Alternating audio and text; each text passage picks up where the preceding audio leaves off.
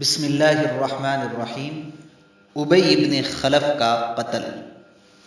ابن اسحاق کا بیان ہے کہ جب حضرت نبی رحمت رسول اللہ صلی اللہ علیہ وسلم گھاٹی میں تشریف لا چکے تو ابی ابن خلف یہ کہتا ہوا آیا کہ محمد کہاں ہیں، محمد کہاں ہیں صلی اللہ علیہ وسلم، یا تو میں رہوں گا یا وہ رہے گا۔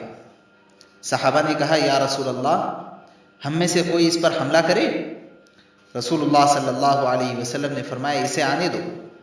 جب قریب آیا تو رسول علیہ السلام نے حارث ابن سما سے ایک چھوٹا سا نیزہ لیا اور لینے کے بعد ایک جھٹکا دیا تو اس سے لوگ ادھر ادھر ہٹ گئے، جیسے اونٹ اپنے بدن کو جھٹکا دیتا ہے، اور تو اس کی وجہ سے مکھیاں اڑ جاتی ہیں۔ جب سب ادھر ادھر ہو گئے، اس کے بعد آپ صلی اللہ علیہ وسلم اس کے مد مقابل پہنچے۔ اس کی خود اور زرہ کے درمیان حلق کے پاس تھوڑی سی جگہ کھلی ہوئی تھی۔ خود لوہے کی ٹوپی کو کہتے ہیں اور زرہ لوہے کے لباس کو کہتے ہیں۔ تو اوپر سے خود پہنا ہوا تھا، نیچے سے زرہ پہنی ہوئی تھی، درمیان میں تھوڑی سی جگہ خالی تھی۔ آپ صلی اللہ علیہ وسلم نے اسی پر ٹکا کر ایسا نیزہ مارا کہ وہ گھوڑے سے کئی بار لڑک لڑک کر گیا۔ جب قریش کے پاس گیا اور حال یہ تھا کہ گردن میں کوئی بڑی خراش بھی اس کو نہ آئی تھی، البتہ خون بند تھا اور خون رستا رہا اور بہت تیزی کے ساتھ بہتا رہا، تو کہنے لگا مجھے اللہ کی قسم محمد نے قتل کر دیا۔ لوگوں نے کہا خدا کی قسم تمہارا دل چلا گیا، ورنہ تمہیں واللہ کوئی خاص چوٹ نہیں پہنچی ہے۔ لوگ تسلی دیتے رہے۔ اس نے کہا وہ مکے میں مجھ سے کہہ چکا تھا کہ میں تمہیں قتل کروں گا، اس لیے خدا کی قسم اگر وہ مجھ پر تھوک بھی دیتا تو بھی میری جان چلی جاتی۔ بالآخر اللہ کا یہ دشمن مکہ واپس ہوتے ہوئے مقام صرف پہنچ کر مر گیا۔ ابو الاسود نے حضرت عروہ رضی اللہ عنہ سے روایت کیا ہے کہ یہ بیل کی طرح آواز نکالتا تھا اور کہتا تھا اس ذات کی قسم جس کے ہاتھ میں میری جان ہے، جو تکلیف مجھے اب ہو رہی ہے اگر وہ ذی المجاز کے سارے باشندوں کو ہوتی اور ان پر تقسیم کر دی جاتی تو وہ سب کے سب مر جاتے۔ پہاڑ کی طرف نبی اکرم صلی اللہ علیہ وسلم کی واپسی کے دوران ایک چٹان پڑ گئی۔ آپ علیہ السلام اس پر چڑھنے کی کوشش کرنے لگے مگر چڑھ نہ سکے، کیونکہ ایک تو آپ کا بدن بھاری ہو چکا تھا، دوسرے آپ صلی اللہ علیہ وسلم نے دوہری زرہ پہن رکھی تھی، اور پھر آپ صلی اللہ علیہ وسلم کو سخت چوٹیں بھی آئی ہوئی تھی۔ لہٰذا حضرت طلحہ بن عبید اللہ نیچے بیٹھ گئے اور آپ کو سوار کر کے وہ کھڑے ہو گئے۔ اس طرح آپ چٹان پر پہنچ گئے۔ آپ نے فرمایا طلحہ نے جنت واجب کر لی۔ جب رسول اللہ صلی اللہ علیہ وسلم گھاٹی کے اندر اپنی قیام گاہ میں پہنچ گئے تو مشرکین نے مسلمانوں کو زخم پہنچانے کی آخری کوشش کی۔ ابن اسحاق کا بیان ہے کہ اس اثنا میں نبی رحمت صلی اللہ علیہ وسلم گھاٹی کے اندر تشریف فرما تھے۔ ابو سفیان اور خالد ابن ولید کی قیادت میں مشرکین کا ایک دستہ چڑھایا۔ رسول اللہ صلی اللہ علیہ وسلم نے دعا فرمائی کہ اے اللہ یہ ہم سے اوپر نہ جانے پائیں۔ پھر حضرت عمر رضی اللہ عنہ اور مہاجرین کی ایک جماعت نے لڑ کر انہیں پہاڑ سے نیچے اتار دیا۔ بعض حضرات کا بیان ہے کہ مشرکین پہاڑ پر چڑھ آئے تو رسول اللہ صلی اللہ علیہ وسلم نے حضرت سعد رضی اللہ عنہ سے فرمایا ان کے حوصلے پست کرو، یعنی انہیں پیچھے ڈھکیل دو۔ انہوں نے کہا کہ میں تنہا ان کے حوصلے کیسے پست کروں؟ اس پر رسول اللہ صلی اللہ علیہ وسلم نے 3 بار یہی بات دہرائی۔ بالآخر حضرت سعد رضی اللہ عنہ نے اپنے ترکش سے ایک تیر نکالا اور ایک شخص کو مارا تو وہ وہیں ڈھیر ہو گیا۔ حضرت سعد رضی اللہ عنہ کہتے ہیں کہ میں نے پھر اپنا تیر لیا، اسے پہچانتا تھا اور اس سے دوسرے کو مارا تو اس کا بھی کام تمام ہو گیا۔ اس کے بعد پھر تیر لیا، اسے پہچانتا تھا اور اس سے تیسرے کو مارا تو اس کی جان بھی جاتی رہی۔ اس کے بعد مشرکین نیچے اتر گئے۔ میں نے کہا کہ یہ مبارک تیر ہے، پھر میں نے اسے اپنے ترکش میں رکھ لیا۔ یہ تیر زندگی بھر حضرت سعد رضی اللہ عنہ کے پاس رہا اور ان کے بعد ان کی اولاد کے پاس رہا۔ یہ آخری حملہ تھا جو مشرکین نے نبی کریم صلی اللہ علیہ وسلم کے خلاف کیا تھا۔ انہیں آپ صلی اللہ علیہ وسلم کے انجام کا صحیح علم نہ تھا، بلکہ آپ صلی اللہ علیہ وسلم کی شہادت کا انہیں تقریباً یقین ہو چلا تھا۔ اس لیے انہوں نے اپنے کیمپ کی طرف پلٹ کر مکہ واپسی کی تیاری شروع کر دی۔ کچھ مشرکین مرد اور عورتیں مسلمان شہداء کے مسلح بنانے میں مشغول ہو گئیں، یعنی شہیدوں کی شرمگاہیں، ان کے کان، ناک وغیرہ کاٹ لیے، پیٹ چیر دیے۔ ہند بنت عتبہ نے حضرت حمزہ رضی اللہ عنہ کا کلیجہ چاک کر دیا اور منہ میں ڈال کر چبایا۔ نگلنا چاہا لیکن نگل نہ سکی تو تھوک دیا اور کٹے ہوئے کانوں اور ناکوں کا پازیب اور ہار بنا لیا۔ آخر تک جنگ لڑنے کے لیے مسلمان اس کے باوجود بھی مستعد رہے۔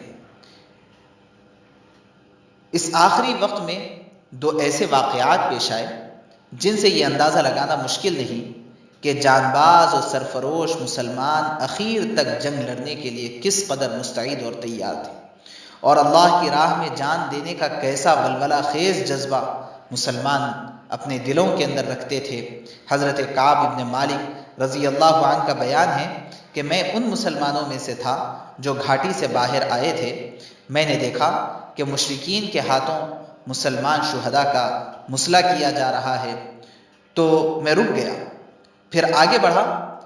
کیا دیکھتا ہوں کہ ایک مشرک جو بھاری بھرکم زرہ میں ملبوس تھا شہیدوں کے درمیان سے گزر رہا تھا اور کہتا جا رہا تھا کہ کٹی ہوئی بکریوں کی طرح ڈھیر ہو گئے، اور ایک مسلمان اس کی راہ تک رہا تھا، وہ بھی زرہ پہنے ہوئے ہے۔ میں چند قدم اور بڑھ کر اس کے پیچھے ہو لیا، پھر کھڑے ہو کر آنکھوں ہی آنکھوں میں مسلم اور کافر کو تولنے لگا۔ محسوس ہوا کہ کافر اپنے ڈیل ڈول اور ساز و سامان دونوں لحاظ سے بہتر ہے۔ اب میں دونوں کا انتظار کرنے لگا۔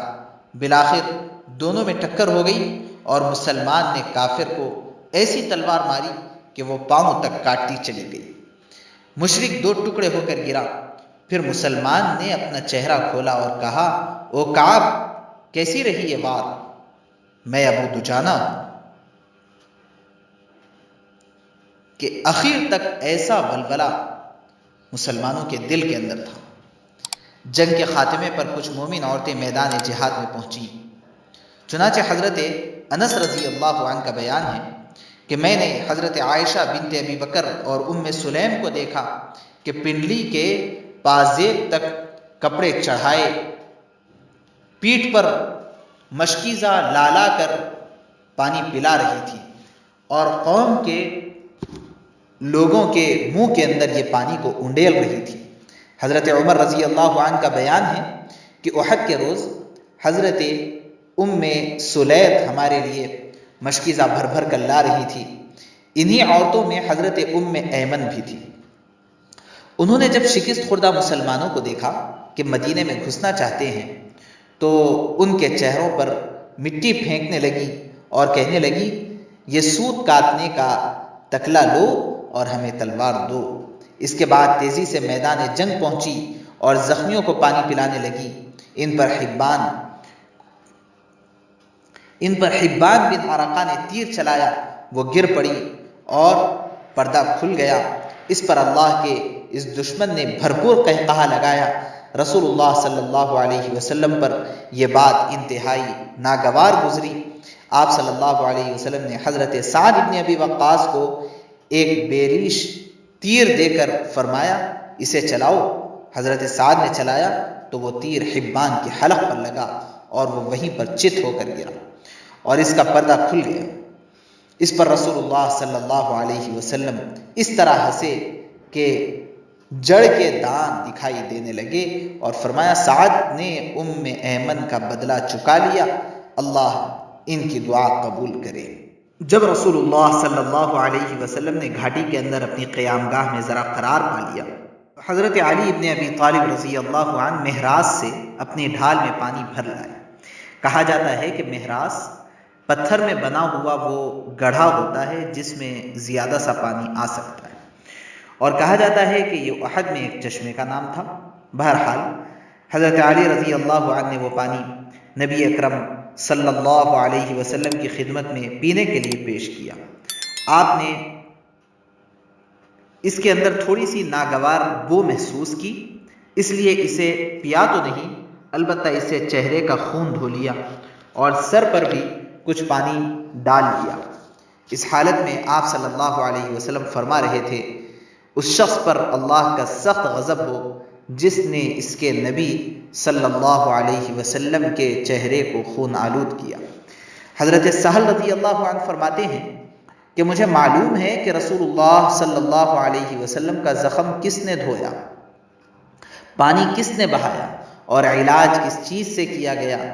آپ کی لخت جگر حضرت فاطمہ رضی اللہ عنہا آپ کا زخم دھو رہی تھی، حضرت علی رضی اللہ عنہ ڈھال سے پانی بہا رہے تھے، اور جب حضرت فاطمہ رضی اللہ عنہا نے دیکھا کہ پانی کے سبب خون بڑھتا ہی جا رہا ہے تو چٹائی کا ایک ٹکڑا لیا اور اسے جلا کر اس زخم کی جگہ پر چپکا دیا جس سے خون رک گیا۔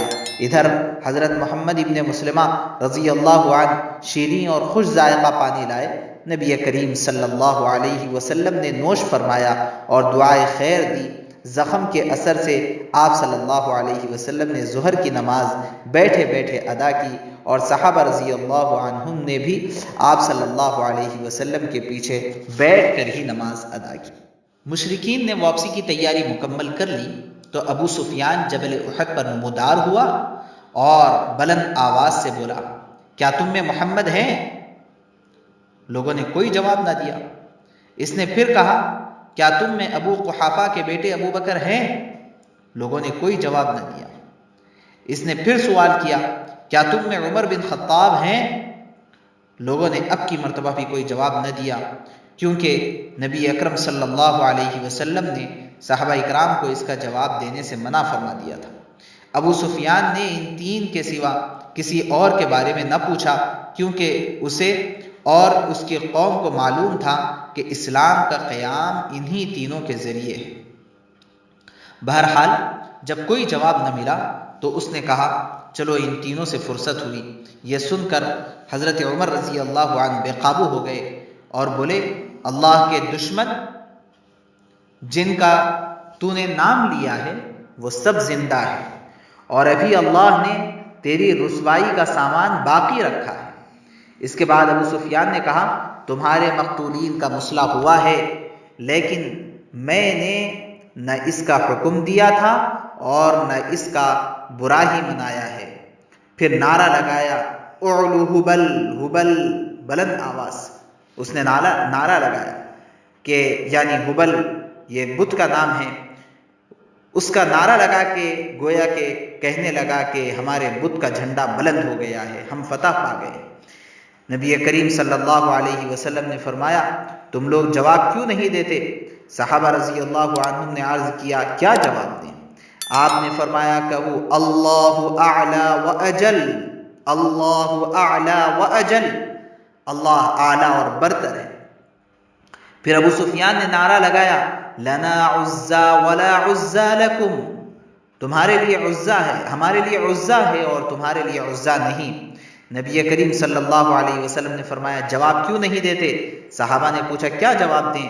آپ نے فرمایا، کہو اللہ مولانا ولا مولا لکم، اللہ مولانا ولا مولا لکم، اللہ ہمارا مولا ہے اور تمہارا کوئی مولا نہیں ہے۔ اس کے بعد ابو سفیان نے کہا، کتنا اچھا کارنامہ رہا، آج کا دن جنگ بدر کے دن کا بدلہ ہے اور لڑائی ڈول ہے۔ حضرت عمر رضی اللہ عنہ نے جواب میں کہا، برابر نہیں، ہمارے مقتولین جنت میں اور تمہارے مقتولین جہنم میں ہیں۔ اس کے بعد ابو سفیان نے کہا، عمر میرے قریب آؤ۔ رسول اللہ صلی اللہ علیہ وسلم نے فرمایا، جاؤ دیکھو کیا کہتا ہے۔ وہ قریب آئے تو ابو سفیان نے کہا، عمر میں خدا کا واسطہ دے کر پوچھتا ہوں، کیا ہم نے محمد صلی اللہ علیہ وسلم کو قتل کر دیا ہے؟ حضرت عمر نے کہا واللہ نہیں کیا، بلکہ اس وقت وہ تمہاری باتیں سن رہے ہیں۔ ابن اسحاق کا بیان ہے کہ ابو سفیان اور اس کے رفقا واپس ہونے لگے تو ابو سفیان نے کہا آئندہ سال بدر میں پھر لڑنے کا وعدہ ہے۔ رسول اللہ صلی اللہ علیہ وسلم نے ایک صحابی سے فرمایا کہہ دو ٹھیک ہے، اب یہ بات ہمارے اور تمہارے درمیان طے رہی۔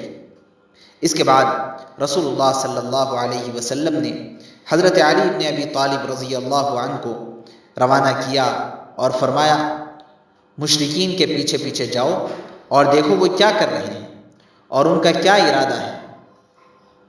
اگر انہوں نے گھوڑے پہلو میں رکھے ہوں اور اونٹوں پر سوار ہوں تو ان کا ارادہ مکے کا ہے، اور اگر گھوڑوں پر سوار ہوں اور اونٹ ہانک کر لے جا رہے ہوں تو مدینے کا ارادہ ہے۔ پھر فرمایا اس ذات کی قسم جس کے ہاتھ میں میری جان ہے، اگر انہوں نے مدینے کا ارادہ کیا تو میں مدینہ جا کر ان سے دو دو ہاتھ کروں گا، یعنی مقابلہ کروں گا۔ حضرت علی رضی اللہ عنہ کا بیان ہے کہ اس کے بعد میں ان کے پیچھے نکلا تو دیکھا انہوں نے گھوڑے پہلو میں کر رکھے ہیں اور اونٹوں پر سوار ہیں اور مکے کا رخ ان کا تھا۔ اب دیکھنا یہ ہے کہ گویا کہ فتح یاب ہو کر کفار و مشرکین کے واپسی کے بعد مسلمانوں نے وہاں میدان جنگ میں کیا کیا۔